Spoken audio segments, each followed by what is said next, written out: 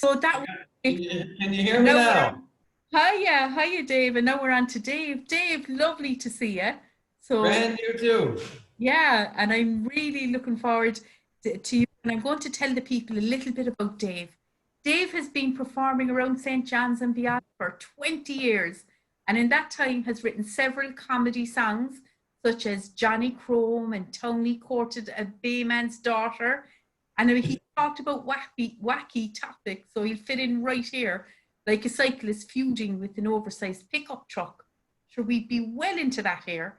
And then he talks about a shortage of mustard pickles and owning a chip wagon stand. He's performed in many Newfoundland and Labrador towns and festivals, the Mariposa Folk Festival in Ontario and parts of New England. And now here he is in downtown virtual Listowel. Can't wait to see what he's going to offer us tonight. Take it away, Dave. All right. I'm gonna do three, but they're fairly short. I always pretty much always do no, yeah, I always do my pieces in rhyme because otherwise I just kind of ramble on. I can't tell stories in real life. So when I'm doing it here or on any stage, I generally rhyme or else I kind of go off on tangents like I'm doing now. I'm gonna start with a recitation called Goby's Worm Thief. And all you have to know really is that there is a town in Newfoundland called Goby's. That much is true. And this is roughly based on something that somebody told me once. Goby's is in about 2 hours outside of Newfoundland, and it's pretty much only claim to fame is that there's an Irving there, a gas station with a big moose statue that everybody seems to know about. So anyway, the Goby's Worm Thief. This is true. The fishing season opened up, and Eddie, Abraham, and Jean, they went out to mine for worms, which was their end of June routine. In the dark, with great big flashlights for the big ones on the land, with some little butter tubs till early mornings breaking down. Then Andy said, I'll pick some up in Goby's. Later that day, Eddie took his own pickup truck to the bay. The other two guys went together. Eddie said he knew the way, but then when they got out so far, Abraham said kind of firm, we should pull in there now, boys, and get a couple of tubs of worms, in case Ed forgets to stop in Goby's. They picked up a tub of butter and a jar of local jam, a loaf of sliced up baker's bread, butter, and some flakes of ham. And in the coolers in the back, just like the ones you find at home near the juice, some little white containers made of styrofoam from Andy's Worm Farm, 20 Main Road, Goby's. When they got up to the counter, the cashier looked all upset. She was looking at their purchase with her eyebrows in a knot. She leaned in close and tipped her head up quick as if to say, come here. Did you check into the tub? She whispered into Eugene's ear. They says we got a worm thief here in Goby's. Eugene laughed out with his spade and told her she exaggerates. He popped the lid and said, sure, lad, this thing he said is full of baits. Oh, perhaps she said, but several people here were cheated and are hurt. Got into the pond and paid $6.50 for a tub of dirt. Sure, the Mounties got a path fit into Goby's. Curious, they went to Andy's just to have a look around. And when they got in closer, they were both surprised at what they found. What's it there, said Abraham, tucked in there between them sheds? That truck, he said, it looks familiar. Now then, boy, I'm sure that's Ed's. They wondered what was Eddie at in Goby's. Well, then a man came from the house, neatly dressed and looking sharp, went to the pan of Eddie's truck and lifted up an orange tarp. Tubs of worms were hidden there. Andy's Worm Farm stamped in red. They opened the containers and they flicked the worms back into bed. Eddie was no stranger here in Goby's. Eugene said to Abraham, they're at that all the time, I suppose. I bet you that's why Eddie told us to go on ourselves. He knows. They thought of all the trips they'd taken trouting with him in the past. Eddie always took his own truck and he always stopped for gas, right around the time they got to Goby's. So Andy sold his worms, it seems, and then he went off and got Ed to steal the product back for him to cut down on his overhead. Eventually the word was spread from St. John's to St. John's within. People went to Andy once, but no one goes to him again. Andy only shagged himself in Goby's. The boys were going to tell Ed that they knew, but then they said, what odds? And then he gave up on the worm farm after. Now he's at the sods.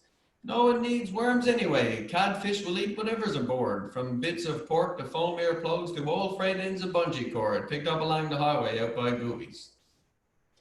Irving was in trouble too without that worm bait revenue. If the price of gas goes down, they'll have to sell the moose statue. Even the restaurants struggle there with people eating healthily. They had to change the fish and chips and make the gravy gluten-free. Things will never be the same again in Goobies. Well, that's what I heard anyway, from a friend who said she heard it from another person there, but it turns out that every word of it is lies. There is no worm farm or a sod farm, nothing even handy. It was made up, sure I don't think there even was an Andy. Don't believe a word you hear in Goobies. Okay. I'm going to do a short song. It's a parody of, and I'm going to do it because halfies, or more than halfies, are in Ireland. And of course, this is a parody of an Irish traditional song called The Rocky Road to Dublin. I'm sure you all know it. You all know it over here. Anyway, so I changed all the words around. I call it The Rocky Road to Lumsden. Lumsden is a town about, I'm going to say 5 hours out of St. John's. I only use Lumsden because it kind of rhymes with Dublin. So here we go. On the dreary afternoon, after Sunday morning church in Rashoon, me and the boys were starting talking about what we had to do around the house and what was not working right. We found we had to get away the next Saturday. There was a wide array of things that we could bum, then hit the road to go. Never mind the snow, with the camper in tow on the rocky road to Lumsden, 5:15. Run through Hare Bay, down the rocky road in Bonavista Bay with Mike Malone and Rob. We left Rashoon at 2, all excited, and we gathered up the food and the frying pan and piling up the gear, load her in the van. And that's the time of the year when we knows we can't get out up in the woods.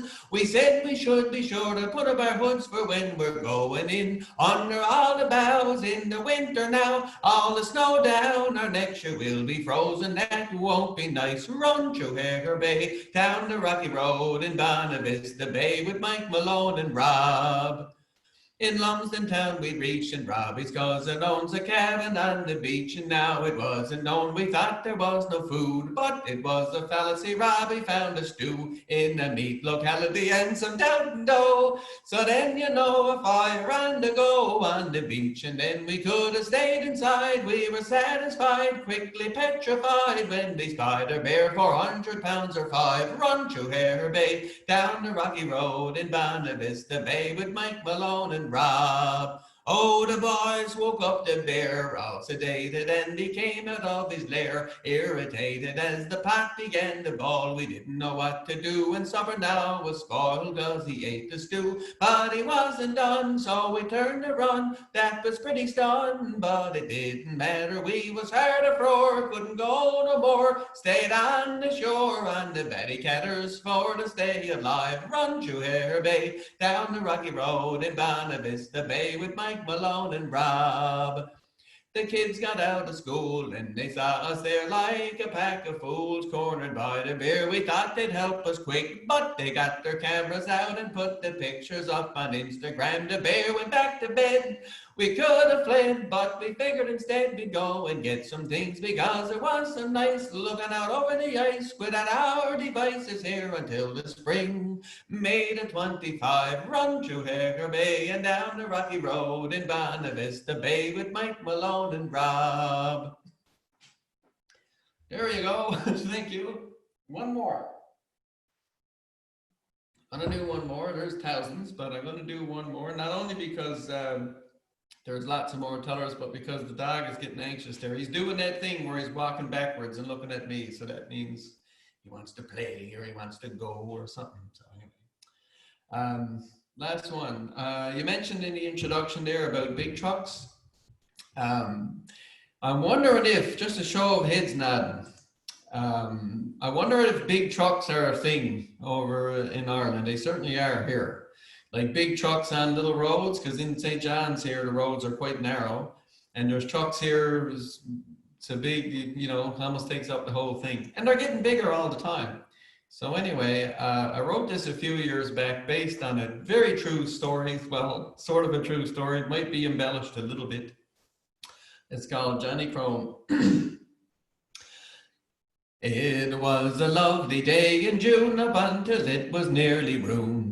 I was on my pedal bike and headed back for home. I heard a roar and turned to see a great big truck come down at me, and that encounter was the first time I met Johnny Crone. I calls him Johnny Crone because he loves the stuff, and that's what he does. His pickup truck is lined with chrome from top down to the rims, with shiny handles, hood protectors, running boards and bug deflectors, shiny chrome plates on the mirror and the fender trim.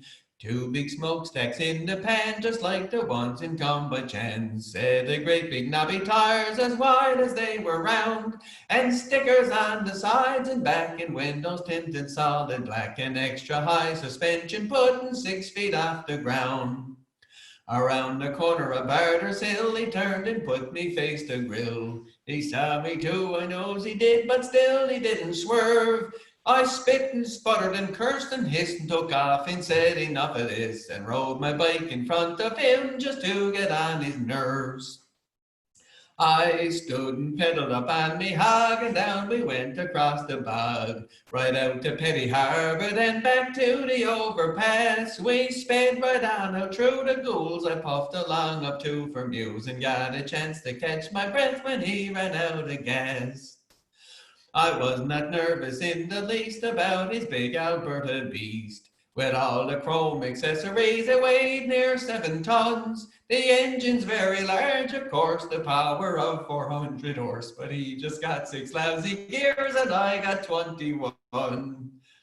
As we raced through Newfoundland, my 2 poor legs were rubber bands. The heart was pounding wildly like a teenage boy in love. My 2 feet on the pedal stem spin at 90 RPM. Up on me mountain bike, got on a tour de Terre-Neuve.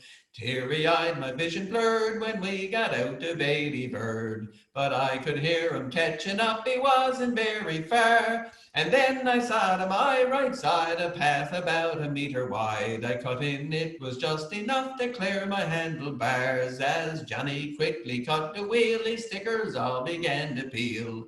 A hubcap rolled on down the road, the moose rack fell apart. Oh, and he cracked a strut, he bent a rod. The fancy truck came all abroad and wobbled off the road just like a rusty shopping cart.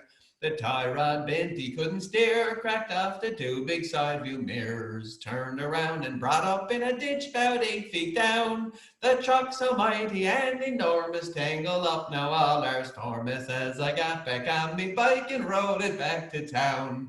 He pulled it out eventually and put it up on to GGE, sold it off reluctantly and he bawled a bucket full. He'd proudly brought her from Fort Mac and now she's in the yard for scrap. And Johnny beats around now on a brand new bicycle. There you go. Thank you. Oh my goodness. Brilliant, brilliant.